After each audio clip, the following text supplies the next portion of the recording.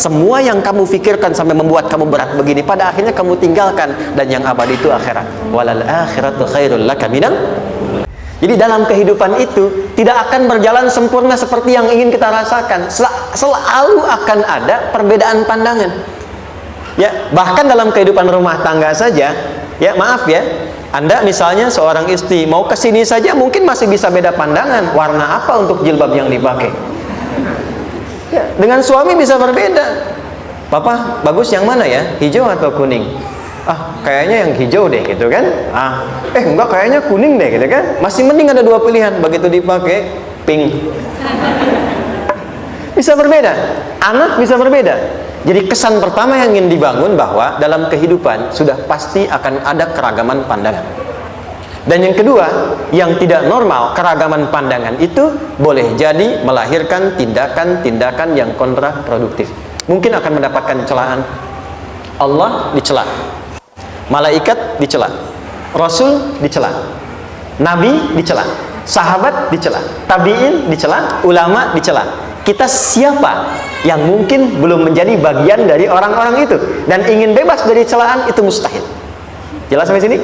Jadi kalau mendapatkan celaan, berbahagialah, berarti kehidupan kita normal. Jelas? Pernah mendapatkan celaan dalam hidup? Halo? Pernah disoal oleh orang lain? Pernah direndahkan oleh orang lain? Nah, Allah tuh memberi kesan kepada kita, jangankan engkau Rasul yang paling mulia saja pernah mendapati itu. Tapi bagaimana seni mendapatkan ketahanan sehingga dalam dicela pun tetap tenang, dalam disoal pun tetap hatinya nyaman. Karena ketenangan itu yang membawa pikiran tenang dan tindakan yang terukur. Dan kadang-kadang ketenangan itu lebih penting bahkan dibandingkan dengan harta yang berlimpah. Seringkali saya berikan perbandingan dari sejak dulu kita belajar kan. Coba pilih mana? Saya yakin masih konsisten. Pilih mana? Kaya tapi gelisah atau miskin tapi tenang? Tidak boleh ada pilihan ketiga, saya tahu itu. Kaya tapi gelisah atau miskin tapi tenang? Pilih mana? Ya, saya tahu lah. Kaya tapi tenang. Oke, di fase ini wahyu belum turun. Nabi sudah ngajar, turun wahyu, turun ala-ala, turun beberapa surah. Tiba-tiba ada masa jeda, wahyu belum turun. Sepekan belum turun, sebulan belum turun. Disitulah muncul seakan ada amunisi bagi orang-orang yang tidak senang dengan Nabi, tidak senang dengan ajakan Nabi pada kebaikan. Ini poin yang kedua. Kalau Anda berbuat baik, pasti ada tantangan. Ingat ya, kalau Anda berbuat baik, apapun itu, pasti ada tantangan. Yang menguji konsistensi kebaikan itu apakah serius untuk dilakukan atau tidak. Maka mulai muncul tuduhan. Lihatlah Muhammad dari tinggalkan sama Tuhannya. Itu Muhammad dah gila tuh, naik turun bukit, naik turun lagi, kayak orang bengong. Muhammad udah ada beban di pundaknya. Jangankan umatnya, Rasulnya saja yang mengklaim Rasul punya masalah katanya, ya kan? Dan ditinggalkan Tuhannya, kok masih mau ikut Muhammad? Maka dalam keadaan itulah kemudian ditunggu, naik turun. Turunlah kemudian dua surah sekaligus, surah 93, surah 94, yaitu surah Ad-Duha dan Al-Insyirah.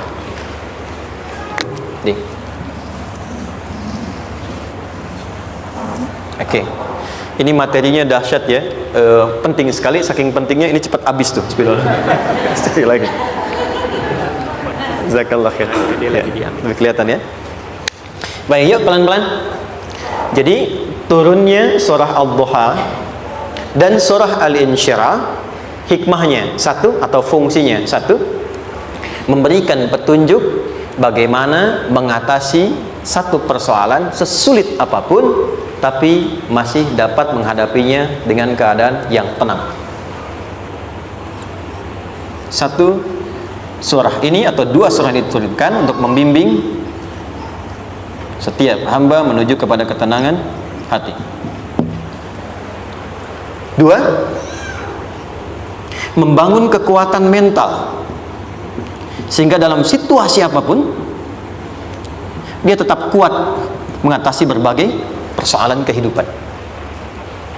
Nanti terapannya banyak, di bisnis ada. Nanti saya turunkan contohnya. Kadang-kadang ikut tender, sudah bagus, sudah menang, tapi proyeknya diambil orang. Ada yang begitu? Nanti ada ayatnya, ada. Nanti kita turunkan. Udah siap-siap, kan pengen melamar, ternyata keduluan orang, gitu kan? Udah siap-siap pengen dapat ini, mau lulus, ternyata nilainya nggak seperti yang diharapkan. Muncul, selalu ada demikian. Nanti kompleksitasnya banyak. Tapi dua surah ini kalau kita bisa kuasai artinya dengan baik, pahami dengan benar, maka akan ada sesuatu yang beda yang terasa dalam jiwa kita dan kesiapan mengatasi setiap persoalan dalam kehidupan.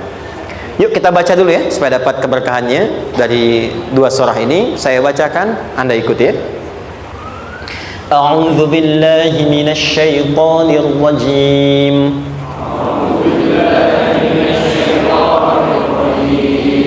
Bismillahirrahmanirrahim. Wadduha wal-laili idza saja ma wadda'aka rabbuka wa ma qala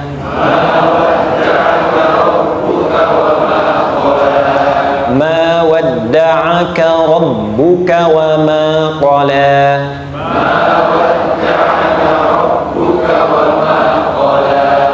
walal akhiratu khairul laka minal ula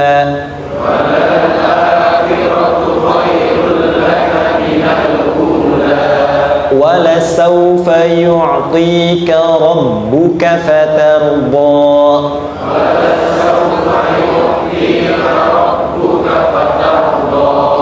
alam yajidka yatiman fa'awa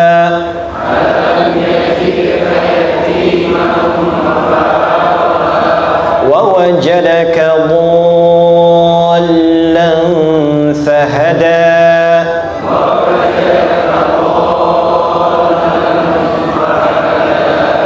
ووجدك عائلا فأغنى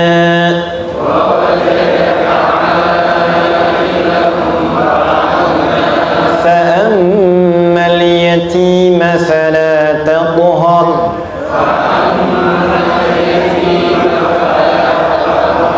وأما السائل فلا تنهر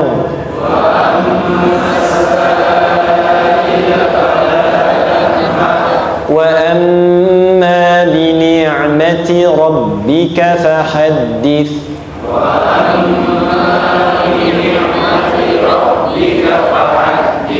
Baik, satu surah dua, alhamdulillah. Izin saya bacakan tadi untuk diikuti supaya setidaknya kalau kita pulang dan ditanya bagaimana hidupmu engkau jalani, seperti apa engkau berinteraksi dengan Quran yang telah aku turunkan, maka kita pernah menjawab, ya Allah kami pernah bacakan itu. Jangan pernah kita berkehidupan sampai wafat dan tidak pernah berinteraksi dengan Quran walaupun sekedar membacanya. Wadduha, aku bersumpah, setiap huruf waw yang berada di awal kalimat di satu surah itu makna utamanya berarti sumpah ya, qasam, sumpah. Seringkali diartikan demi ya. Wal asri, demi masa. Wal fajri, demi waktu fajar. Wal laili, demi malam. Intinya sumpah. Sebentar, pelan-pelan. Kalau Allah menyampaikan sesuatu kepada kita, yakin tidak? Saya ulang, yakin tidak? Serius? Hah? Kalau yakin, kenapa tidak dilakukan? Ya, itu pertanyaan besar ya. Baik, kalau Allah menyampaikan hukumah, tidak bersumpah pun harusnya kita yakin. Tapi kalau Allah bersumpah dalam kaidah ilmu tafsir, berarti ada sesuatu yang sangat penting, yang saking pentingnya akan sangat dibutuhkan oleh setiap hamba, sehingga diminta setiap hamba itu fokus menyimak apa yang mau disampaikan. Bahkan saking pentingnya menyimak itu, Allah bersumpah. Jelas? Kalau teman-teman menemukan di Quran ada ayat dibuka dengan sumpah, berarti ada kasih Allah yang tinggi yang akan disampaikan di ayat itu sampai meminta kita fokus untuk menyimaknya. Ad-duha, untuk memudahkan maknanya, teman-teman kalau waktu duha itu jam berapa ya? Oke, sebetulnya dimulai sejak matahari itu mulai naik, yang memantulkan ya, atau menyinari cahayanya itu mulai terasa lembut. Ya, kalau misalnya kita ambil 1,5 jam setelah subuh. Sekarang subuh 4:30 lah, taruhlah 4:30 ya. 1,5 jam berarti jam 6 kan? Nah, itu awal duha tuh. Awal duha sampai ke pertengahan kurang lebih 9:30, jam 10. Akhir duha jam 11 sampai menjelang ke zuhur. Awal duhanya disebut dengan syuruk namanya. Syuruk. Jadi syuruk itu awal duha. Kalau sudah jam 6 ada cahaya matahari ya, enak nggak ke tubuh kita itu? Nyaman nggak? Jam 8 enak nggak kalau berjemur ya? Jam 9 enak ya? Nah, ini kata kiasan dalam bahasa Arab. Kalau kita merasakan sesuatu yang enak, nyaman, memberikan manfaat yang banyak, itu orang Arab sering memberikan kiasan dengan waktu-waktu tertentu, diantaranya duha. Jadi kalau kita menemukan kalimat duha, jangan langsung diartikan ke waktu duhanya. Boleh jadi yang diinginkan adalah makna di balik itu, yaitu semua kenikmatan dan kenyamanan yang didapatkan.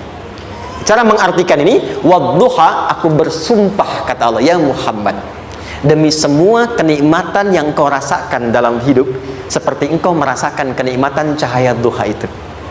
Jelas? Wal laili idza saja, dan aku bersumpah, al-lail, lail itu apa? Malam. Baik, lail turunannya layali, jamaknya lela, lili, lala, itu malam. Jadi kalau ada ibu leli, ibu malam-malam ya. Al-lail. Oke. Lail itu malam. Malam gelap nggak? Gelap. Tapi kalau gelapnya gulita, tidak ada cahayanya, gelap betul gitu, gelap ya. Misalnya sedang kita dapati misalnya satu momentum padam lampu, padam semua, dan pas gerhana misalnya gelap sekali. Nah, itu bahasa Arabnya disebut dengan saja namanya. Ya, saja. Wal laili idza saja. Dan malam apabila telah gulita. Zaman Nabi kan nggak ada lampu. Ya, belum ada PLN, ya, dan seterusnya. Jadi gelapnya betul-betul gelap. Saya mau tanya sebentar. Biasanya kalau situasi gelap itu mudah nggak menemukan benda tertentu? Melangkah mudah atau sulit? Tidak mudah untuk dilakukan kan? Dalam bahasa Arab, kalau kita ingin mengungkapkan satu kegamangan yang luar biasa, sampai kita merasakan gelap dan sulit melangkah, bukan hanya karena nggak ada cahaya, mungkin karena ada pekerjaan tertentu yang menyulitkan, masalah tertentu yang menyulitkan, sehingga merasa seakan-akan kita tuh gelap, makan nggak enak, melangkah susah. Pernah nggak merasakan situasi yang saking beratnya satu beban itu seakan-akan makan nggak mau, melangkahnya berat, ada vertigo, kadang-kadang pusing? Pernah merasakan itu?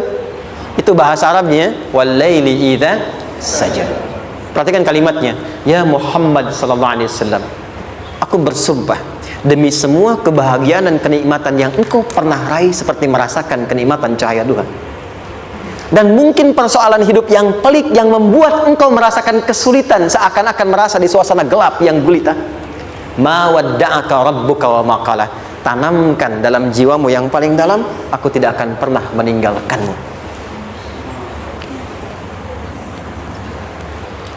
Ada suami pulang dari pekerjaan, mendapati istri sedang termenung dan mengalir air matanya. Tiba-tiba suaminya datang mengatakan, hangat sekali pada istrinya, di sampingnya membelainya dan mengatakan, "Ma, demi semua suka yang pernah kita lalui bersama, dan demi duka yang mengalirkan air matamu saat ini pun, tanamkan dalam hatimu yang paling dalam, Papa akan selalu bersama Mama dalam setiap situasi itu." Kira-kira para ibu merasakan itu bagaimana perasaannya? Masa sih? Tapi itu menarik loh. Menarik ya. Jadi kalau teman-teman ngaji surat Yusuf, di surat Yusuf itu laki-laki diilustrasikan dengan matahari, perempuan diilustrasikan dengan rembulan. Ya. Inni ra'aitu ahada asyara kaukaba wasyamsa wal qamara ra'aituhum li sajidin. Ayah, aku melihat bulan dan matahari serta 11 gemintang sujud hormat kepadaku. Jadi matahari diartikan itu sebagai laki-laki, suami, ayah. Kenapa disebut matahari? Diilustrasikannya, matahari itu kan menyengat dengan kuat. Kalau kita menjemur, mengeringkan pakaian, melindungi. Tipikal suami itu melindungi. Ada yang ganggu istri, sengat dengan kuat. Ada air mata yang mengalir, hei, keringkan itu sehingga tidak larut air mata mengalir di pipinya. Itu matahari. Sebaliknya rembulan. Rembulan itu kan enak dipandang, bukan bulannya ya. Bukan bulannya. Kalau bulannya kan desainnya nggak sempurna baik terlihat, tapi cahaya rembulannya tampil dengan indah, tampil dengan baik, enak dipandang, menenangkan dan tidak tertukar. Jangan sampai ada istri jadi matahari, suami jadi rembulan. Jelas ya? Dengan kekuatan bulan aku menghukummu, ya kan itu. Oke. Tahan sampai sini, tahan. Lihat baik-baik. Saya berhenti sampai sini dulu. Kalau di Quran ada ayat menyebutkan tidak spesifik orang yang disebutkan dan kapan kejadiannya, maka peristiwa itu akan terjadi dan dialami oleh kemungkinan generasi berbeda di setiap masa dengan tokoh berbeda tapi perasaan yang serupa. Sebaliknya, kalau disebutkan namanya, jelas identitasnya, kapan kejadiannya, maka peristiwa itu hanya akan menimpa orang tersebut dan tidak akan dialami lagi orang lain setelahnya. Saya tanya dulu yang akhwat, yang perempuan, kenal Maryam? Kenal, bagus. Kenal di mana? Maryam anaknya Imran, mengandung, melahirkan Isa alaihissalam, Yesus Mesias, tanpa disentuh laki-laki manapun. Dan di Quran identitasnya disebutkan langsung, Maryam binti Imran, wa Maryam ibnata Imran. Ini menunjukkan kesan bahwa yang mengandung dan melahirkan tanpa disentuh laki-laki manapun, itu hanya Maryam anaknya Imran. Ingat ya, mengandung melahirkan tanpa disentuh laki-laki manapun, bukan mengandung melahirkan tanpa suami. Kalau itu banyak dia, ya, mengandung melahirkan tanpa disentuh laki-laki manapun, hanya Maryam binti Imran. Tapi kalau nggak disebutkan siapa orangnya, kapan kejadiannya, tidak detail disebutkan, ini artinya situasi itu akan dialami kembali oleh orang di masa depan dengan generasi yang berbeda tapi substansi yang sama.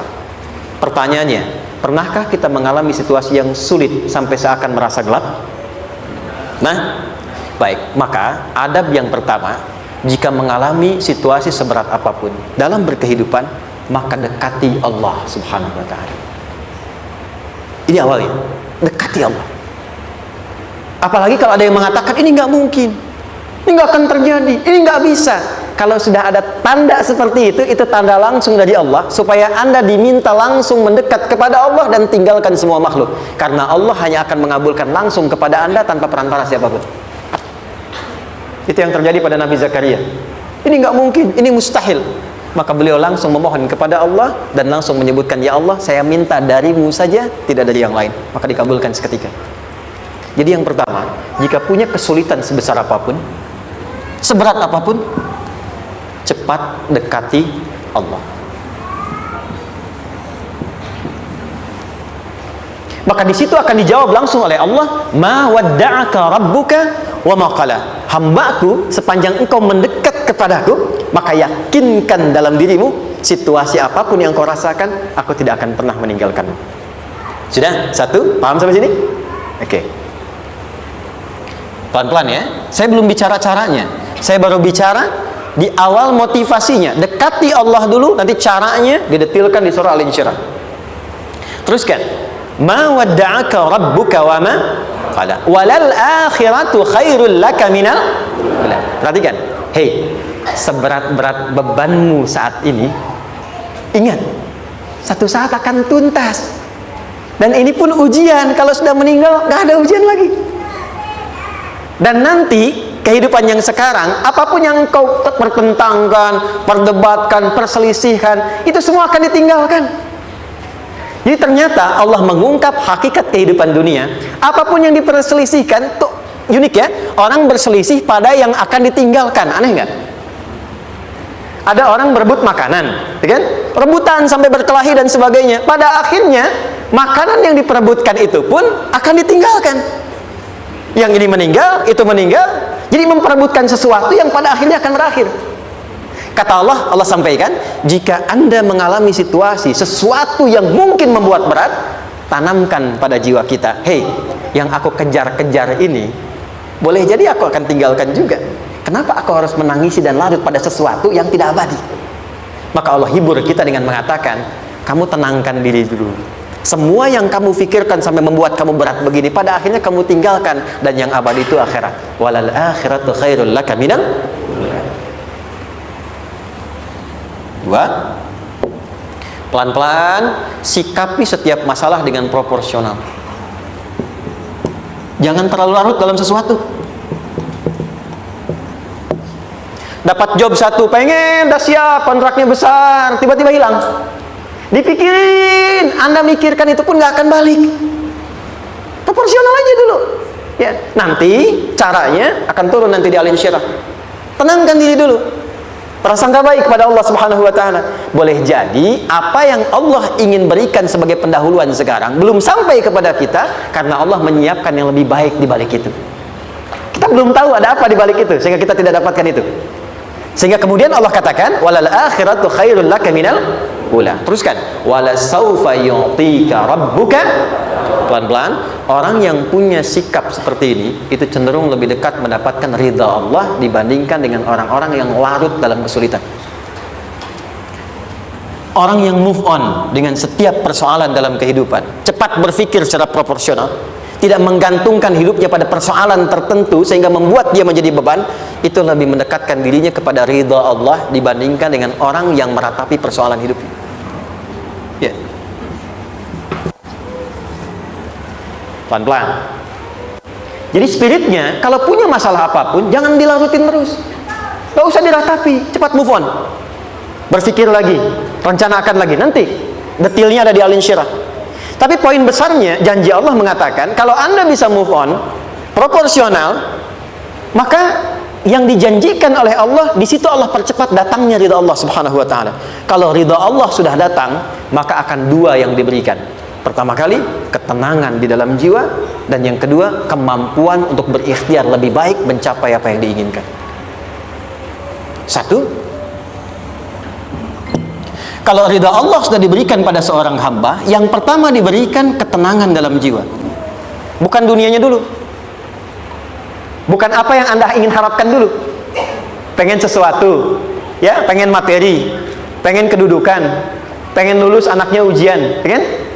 Tiba-tiba terjadi sesuatu, diratapin, alih-alih meratap, alih-alih membuat status, alih-alih menyulitkan diri, kata Allah, terima dulu proporsional. Setelah itu dekatkan diri kepada Allah, turun ridha Allah. Begitu turun, yang pertama diberikan ketenangan kepada hati. Tenang dulu. Kalau sudah tenang, nanti dibimbing menyelesaikan apa yang sedang dihadapi itu. Itu poin yang ketiga. Pelan-pelan. 4. Kita masuk ke detail sekarang. Perhatikan baik-baik. Ini yang paling menarik. Alam yajidka yatiman fa'awa. Muhammad SAW, bukankah dulu engkau yatim, punya banyak masalah? Aku selesaikan juga. Ayahmu meninggal sebelum lahir, ada ibu. Ibu meninggal, ada kakek. Kakek meninggal, ada paman. Ya kan? Ada teman yang menemani Sayyidah Khadijah, teman yang setia, semua kebutuhan tersedia. Artinya apa? Perhatikan baik-baik. Kalau Anda punya masalah sekarang, jangan sampai melupakan yang dulu-dulu pun pernah tuntas Allah selesaikan.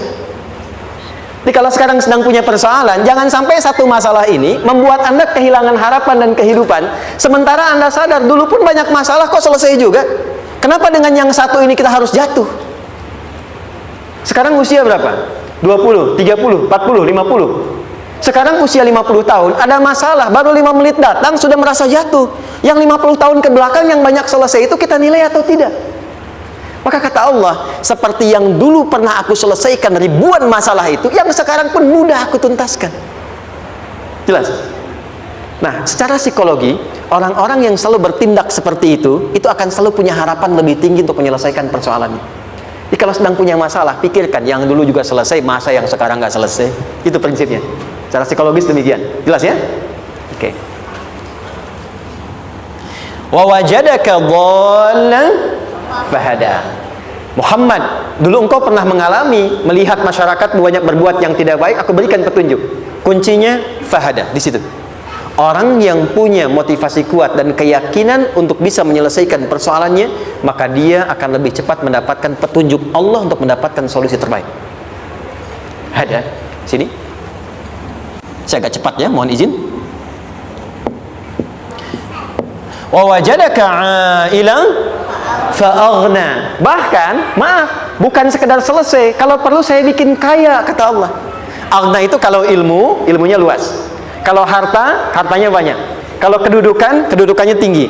Hei, engkau yang sedang mengejar kedudukan, aku tahan sebentar karena ada yang nggak bagus untukmu di sini. Tapi kalau kamu terima, aku angkat itu lebih daripada apa yang kamu harapkan. Kamu pengennya bintang 2, aku naikkan sampai bintang 4. Kalau perlu 5 sekalian. hei, kamu yang ingin kampus di sini, aku tahan, bahasa kamu nggak lulus, kamu nangis, kamu mengadu, kamu datang pada orang tua mulai protes, mulai curhat macam-macam, terima dulu. Mungkin di sini ada yang tidak baik, seperti doa ibumu yang sering memohon, ya Allah, jangan sampai anakku berbuat yang salah, jangan sampai terjebak narkoba, jangan sampai terbawa tawuran. Di sini ada yang kurang tepat untukmu. Kalau kamu ridha, kamu terima, kamu proporsional, bahkan aku pindahkan ke kampus yang lebih baik yang tidak kamu bayangkan sebelumnya.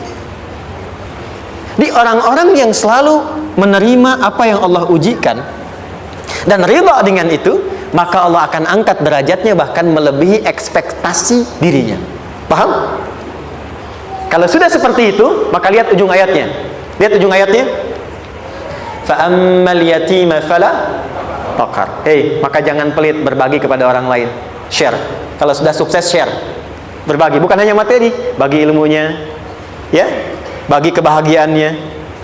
Wa ammas sa'ila fala tanhar. Jangan sampai nunggu orang minta. Kalau lihat ada kawan yang butuh, sekarang Anda sukses.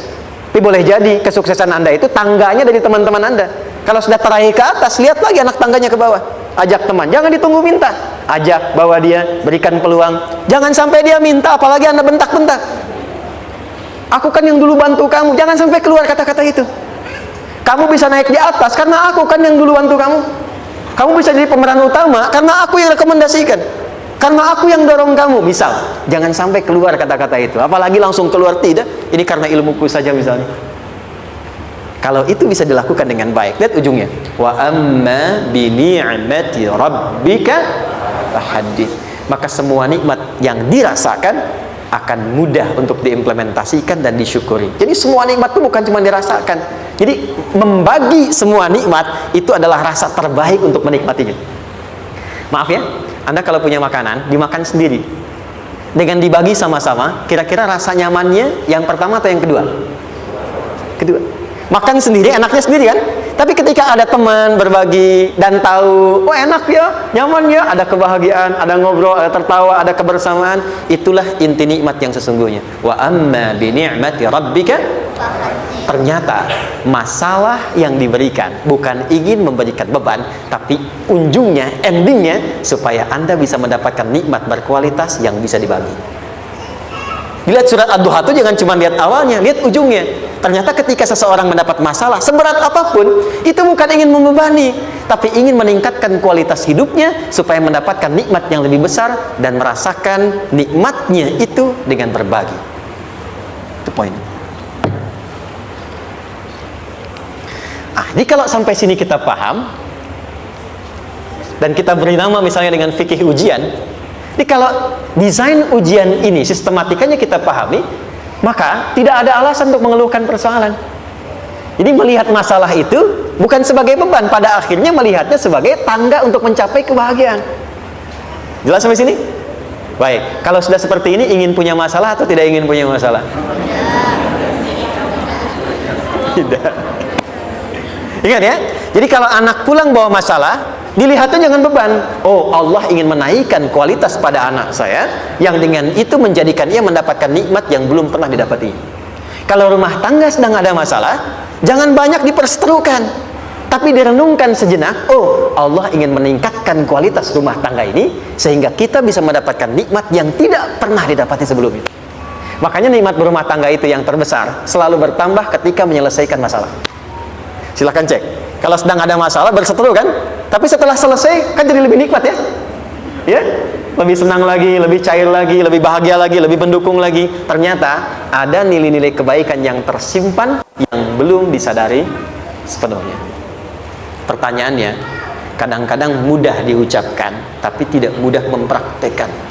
Bagaimana itu semua bisa ditempuh dengan baik sehingga ketika mengalaminya kita bisa tenang menghadapinya. Maka turunlah surah Al-Insyirah.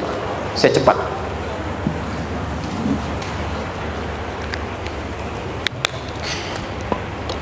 Teman-teman, ini apa? Kelas ya? Baik, pelan-pelan sedikit. Kira-kira volumenya besar kecil? Kecil ya? Baik. Kalau saya bandingkan dengan gayung, volumenya besar mana? Gayung ya? Baik. Kalau ini saya perlebar, sehingga bisa memasukkan apapun ke dalamnya. Itu bahasa Arabnya disebut dengan insyirah namanya. Jelas? Meluaskan sesuatu sehingga terlihat lapang, sehingga memudahkan setiap hal masuk ke dalamnya. Itu insyirah namanya.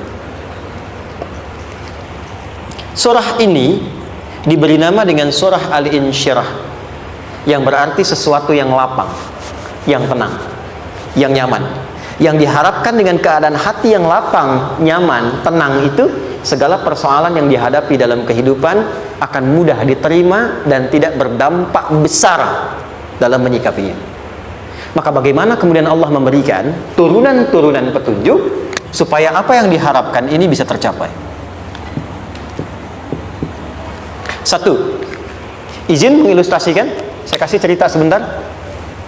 Ada seorang anak muda, kisah ini sangat viral, hampir setiap kita bisa mendapatinya. Datang kepada seorang kakek tua di sisi danau yang jernih sekali airnya.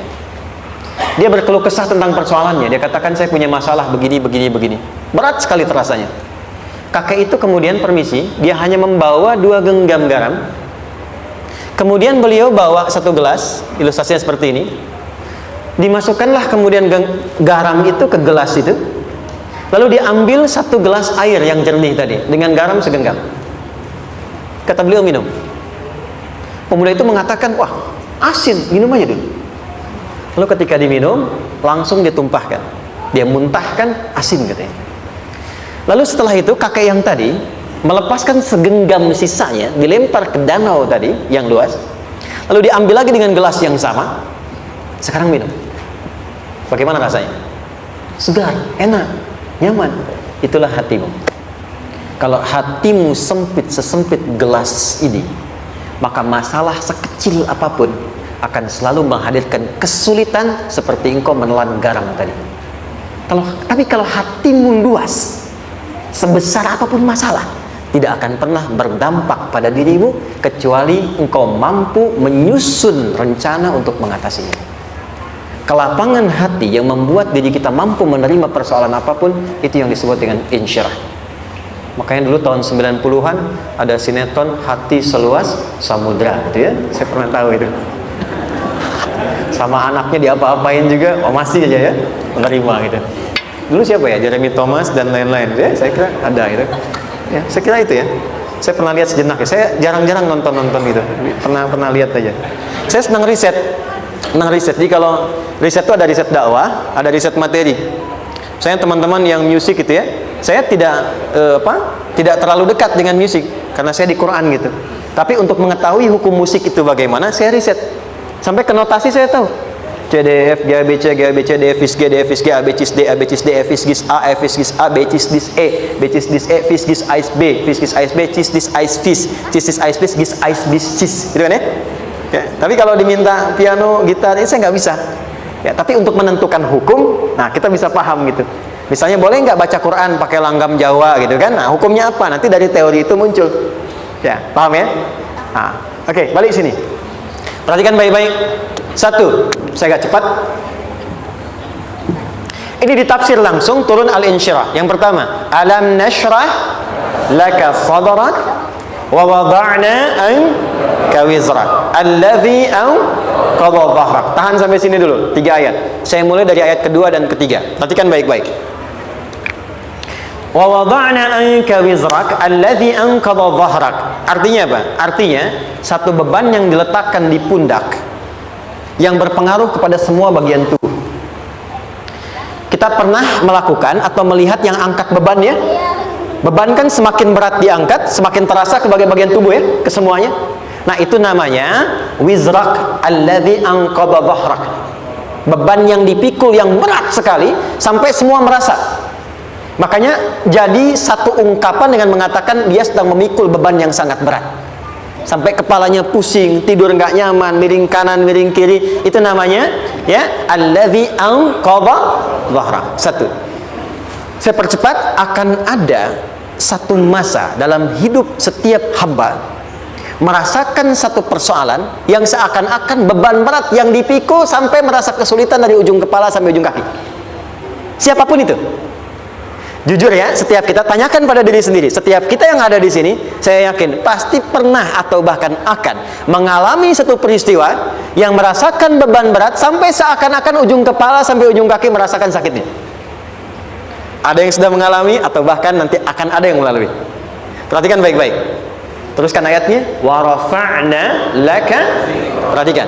Kalau ada yang sedang merasakan itu, yakinlah kata Allah, pada saat itu sesungguhnya Allah sedang mengangkat derajatnya dan meningkatkan kualitas hidupnya untuk mencapai sesuatu yang istimewa yang belum pernah diraihnya. Dari sini kita buat persamaan.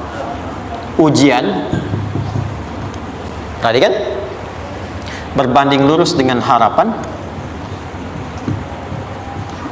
banding lurus dengan solusi nanti pada akhirnya. Fokus. Lulus di sini, insya Allah setiap persoalan akan lebih mudah untuk diatasi.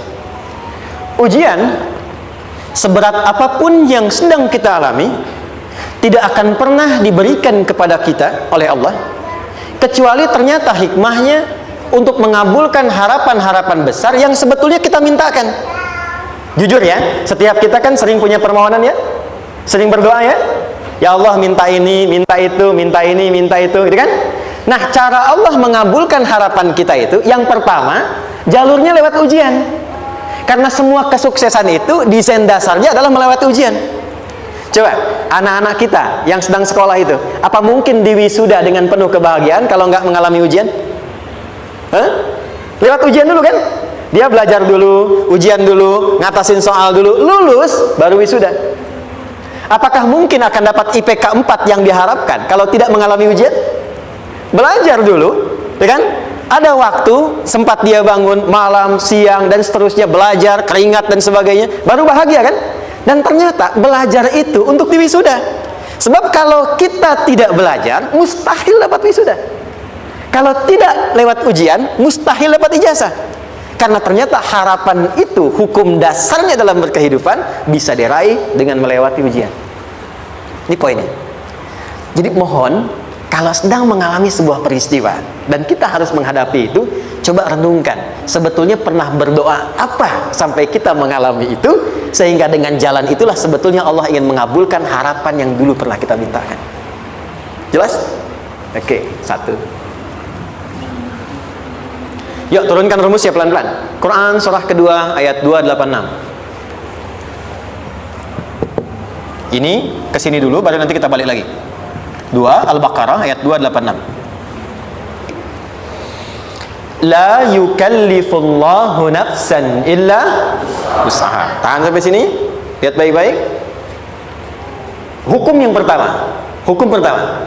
Allah tidak mungkin menguji seorang hamba di luar batas kemampuannya. Di kaidah yang pertama tadi, kalau kita sedang diuji, sebetulnya ada harapan dan doa yang pernah kita mohonkan dan Allah ingin mengabulkan itu, jalan pertama lewat ujian.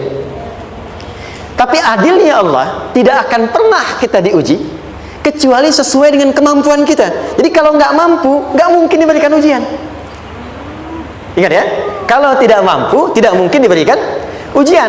Artinya harapan yang kita mohonkan pun akan sesuai dengan kemampuan kita.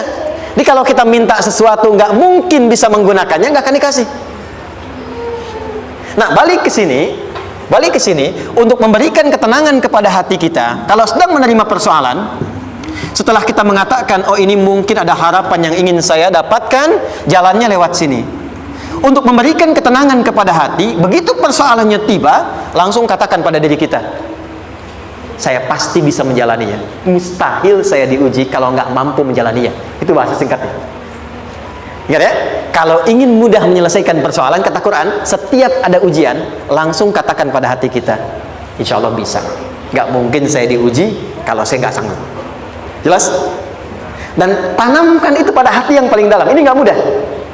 Kalau cuma disimpan di pikiran, jadi beban. Tapi kalau Anda tanamkan dalam hati, seberat apapun masalahnya, pasti saya sanggup, pasti saya bisa. Pernah lihat dulu ada acara 90-an Benteng Hattori?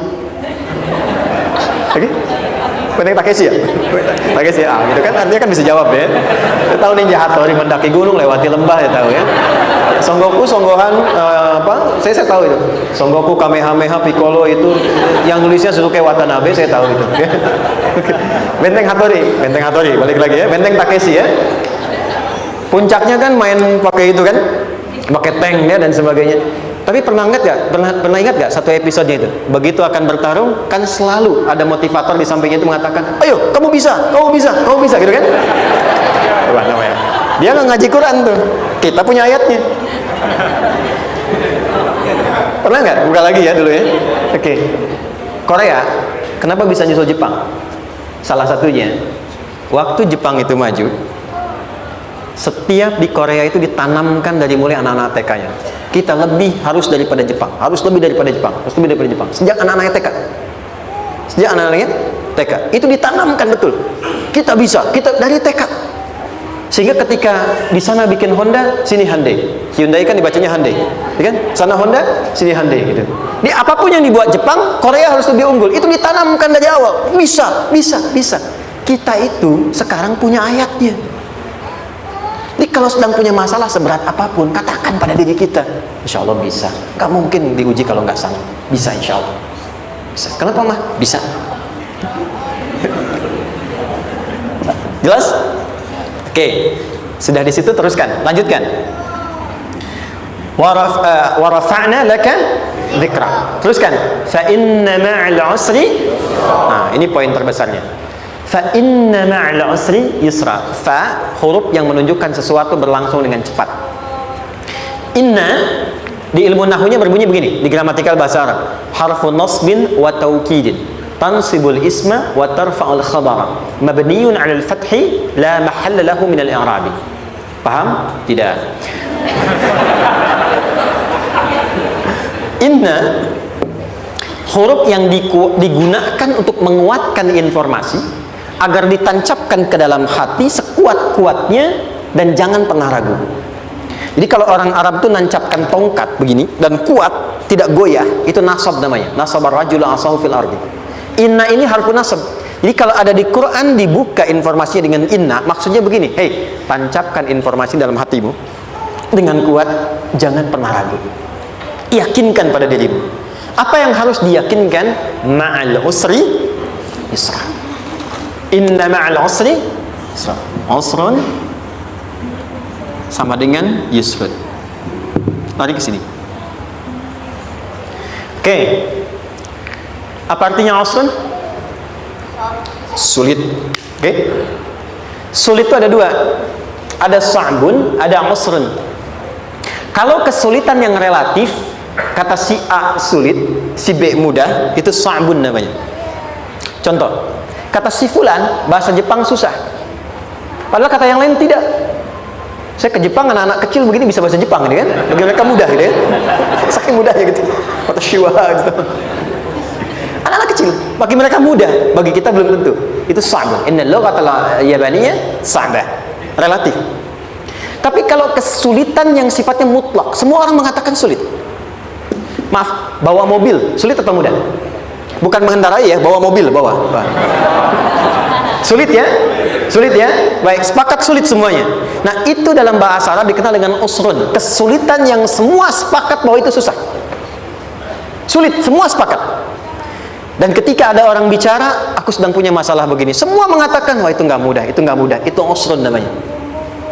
Lawannya, kemudahan yang relatif disebut sahlun. Tapi kemudahan yang semua sepakat bahwa itu mudah, itu yusrun namanya. Mengangkat spidol, semua mengatakan mudah, ringan, itu yusrun namanya. Perhatikan, Allah tidak memasangkan sa'bun dengan sahlun, tapi memasangkan usrun dengan yusrun. Orang-orang yang punya keyakinan kuat setiap persoalan itu akan selesai, dan dia mengatakan pada dirinya, aku bisa melewatinya, maka perhatikan kalimatnya kata Quran, inna ma'al usri yusran. Sesulit apapun masalah yang sedang dia alami, maka Allah akan datangkan solusi semudah-mudahnya yang bisa dia nikmati. Dengan kata lain, kalau kita bawa ke bahasa psikologi, kalau sedang menghadapi persoalan seberat apapun, selain kita mengatakan ini pasti bisa saya lalui, saya insya Allah sanggup mengatasinya, katakan pada diri kita, ini pasti selesai, pasti ada solusinya, pasti mudah. Katakan, walaupun memang solusinya belum datang, tapi tenangkan pada diri kita dengan mengatakan inna ma'al usri yusra. Bahasa psikologinya, katakan pada diri kita, ini pasti selesai, Nggak mungkin nggak selesai, pasti ada solusinya, pasti mudah. Itu lebih memberikan harapan pada diri kita untuk menuntaskan persoalan dibandingkan dengan meratapinya. Jelas? Teruskan, fa inna ma'al usri.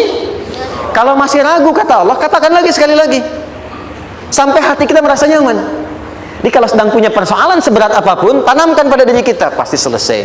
Belum nampak, insya Allah pasti selesai. Gak mungkin diuji kalau nggak ada solusi. Itu lebih memberikan harapan. Setelah itu, fa'idha faraghta, mitigasi masalahnya, mitigasi persoalannya. Tuliskan, ini masalahnya apa? Rumah tangga. Apa saja misalnya, dia ada suami, ada istri, ada anak-anak. Masalah ada di mana? Kadang-kadang menangnya jadi kusut karena satu-satu nggak segera diselesaikan. Maka kata Al-Quran, fa'idha faraghta, satu-satu mitigasi dulu. Satu masalah di sini, lihat di suami, lihat di istri. Kalau pekerjaan, masalahnya apa? Sebelum bercabang kemana-mana, petakan. Apakah rekanannya? Apakah relasinya? Apakah kemampuannya? Apakah manajerialnya? Apakah marketingnya? Mitigasi, kotaki semua, selesaikan satu-satu. Setelah itu, apa yang dilakukan? Wa ila rabbika, tawakal sepenuhnya kepada Allah untuk menentukan hasilnya. Tawakal itu yang paling mahal.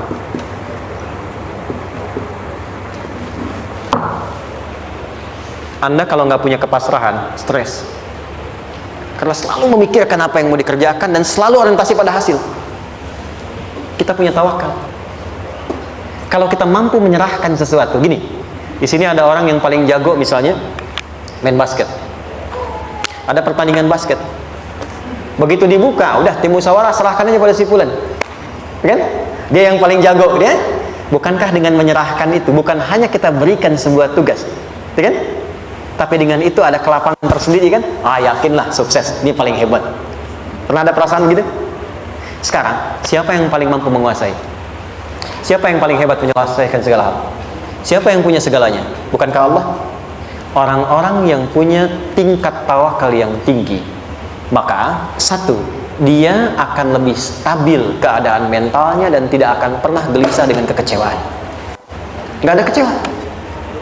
Karena tawakal itu kalau sudah kepasrahan pasti menerima hasil. Kalau sudah tawakal, terserah Allah tetapkan apa saja. Mau dapat sekarang, dapat besok, dapat nanti.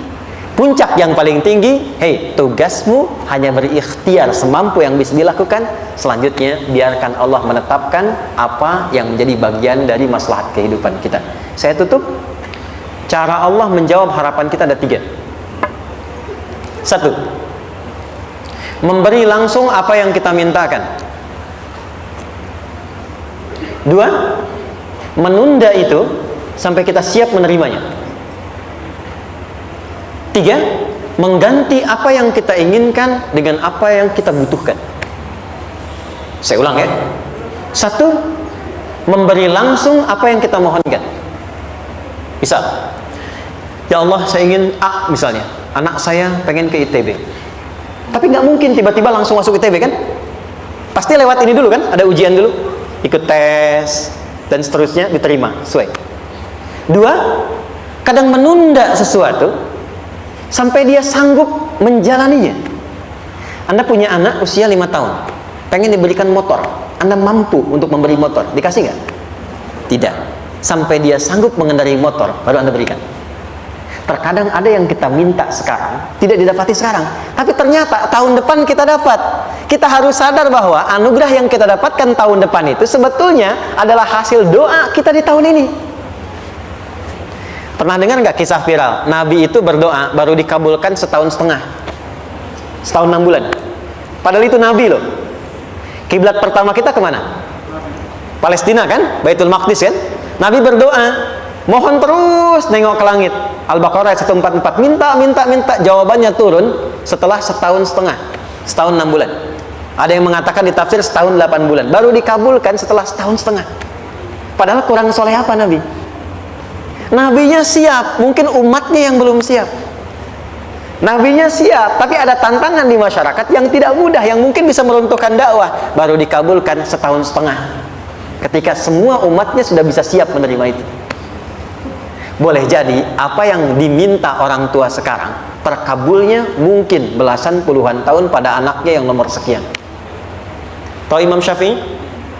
Imam Syafi'i itu kan nama aslinya Muhammad, bapaknya Idris, kakek yang ke atas yang ketiga namanya Syafi'i. Kenapa disebut Imam Syafi'i? Dinisbatkan pada kakek yang ke atasnya. Ternyata kakeknya ini seorang ulama besar, saleh, memohon kepada Allah, setiap di keturunannya ada yang bisa menggantikan lebih soleh, lebih baik lagi. Ternyata yang didapatkan bukan dari anaknya, tapi generasi keturunan yang kesekian. Anda belum sekarang bisa hafal Quran, misalnya Anda bermohon, berdoa, boleh jadi yang hafal mungkin bukan di anak, bisa di cucu, bisa di bagian keluarga yang lain. Maka terkadang tawakal itu tidak hanya memberikan hasil yang cepat, tapi memberikan keindahan yang terasa tertunda, tapi melengkapi kebahagiaan yang dirasakan. Penutupnya, boleh jadi minta ke ITB, diterimanya di Unpad. Minta motor, dapatnya mobil. Kalau itu senang, luar biasa. Minta mobil, dapatnya motor, gitu kan? Ternyata kadang-kadang bisanya yang terakhir, saya tutup, Allah mengabulkan apa yang kita butuhkan, bukan apa yang kita inginkan. Anak Anda sakit, dibawa ke dokter, kata dokter jangan dulu makan jeruk. Maka Anda pulang, dia minta jeruk, Anda berikan apel. Saya nggak mau apel mah, saya pengennya jeruk. Nggak apa-apa nah, ini apel rasa jeruk misalnya kan, Anda berikan. Ternyata apa? Bukan ingin menyakiti dan tidak mengabulkan keinginan anak, tapi lebih memberikan apa yang dia butuh. Kadang-kadang maaf ya, teman-teman mintanya proyek A, udah capek, di situ nggak dapat, dapatnya di yang lain. Teman-teman, itu Allah berikan sebetulnya hasil ikhtiar Anda yang sebelumnya, cuma dikasih yang lebih baik yang tidak Anda pernah bayangkan, Mas.